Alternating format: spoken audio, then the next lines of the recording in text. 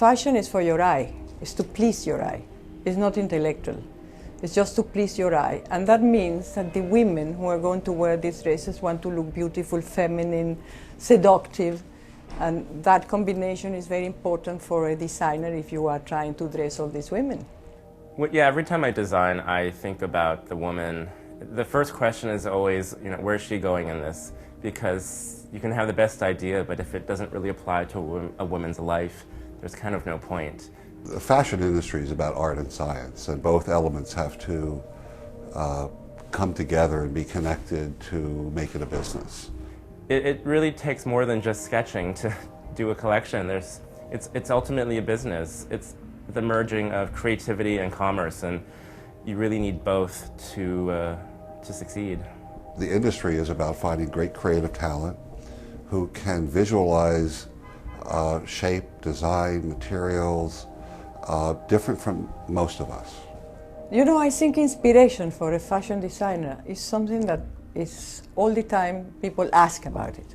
And I have to tell you something, inspiration is always there. It has to be there. It's about memory, it's about your everyday life, it's about trips that you take, it's about the women that you're seeing around. Inspiration is something that it has to be all the time with you if you're creating something.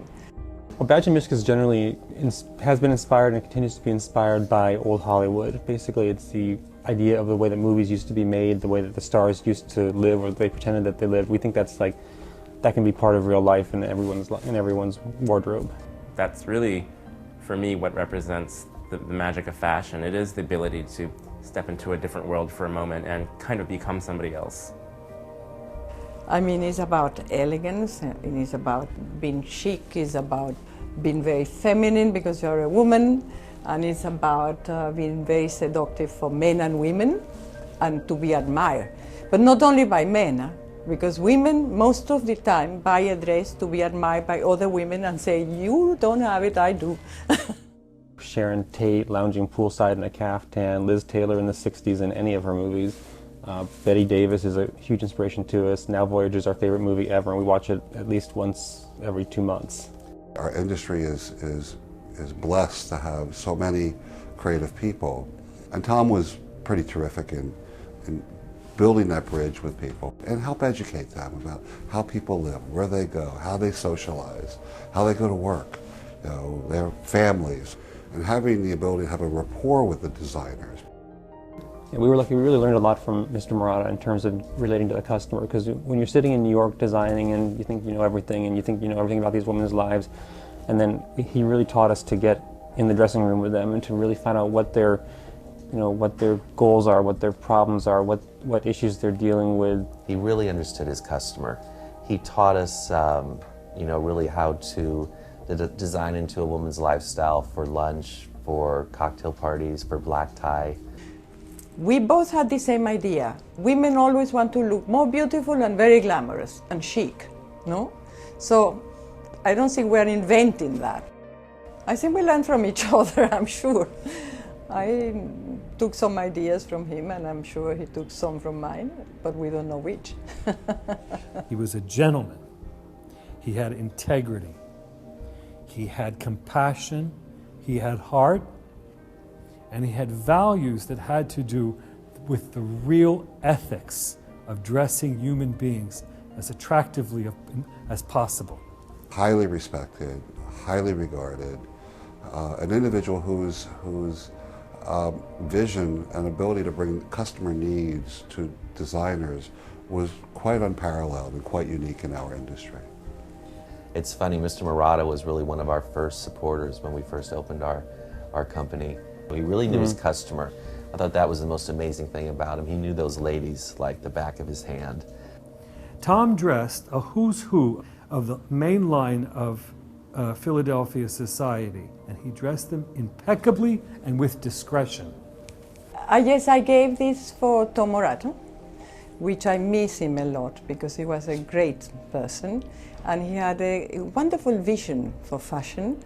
So I gave him that it's sort of a trench coat with furs in the sleeves in fire, and it's a color like a violet color, like an orchid color. And he liked that from that collection, and that's why I thought the museum should have that one.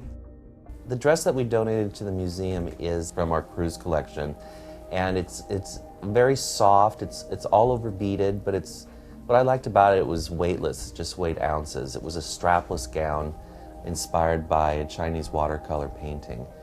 We use super lightweight materials on that dress. It looks like an old-fashioned beaded dress is made out of all glass beads, but the beads are all different kinds of polymers and plastics, so it doesn't weigh anything. It's a way of really infusing an old-fashioned technique with a modern edge. The dress from my own collection that I donated to the museum is from my fall collection. And this collection was inspired by the TV series Mad Men. It was on its first season and incredibly inspiring, and also Diane Arbus photographs. The dress is really a kind of a classic 50s silhouette. It was shown in Paris as a ready-to-wear dress. It's gray wool jersey and it's cut like an apron, and then it's worn, it's an anthracite jersey and it's worn with an anthracite taffeta stole. But he loved the simplicity of such a thing, but he also loved an idea of not overt glamour, but something alluring in a subliminally sexual way. Fashion is a mystery. Nobody knows what it is. We know it's magical and everybody jumps on fashion, but nobody can describe it. It changes all the time. It's very ephemeral. It changes every 3 months, and it's always there. And it's something that everybody needs. It's for your everyday life fashion.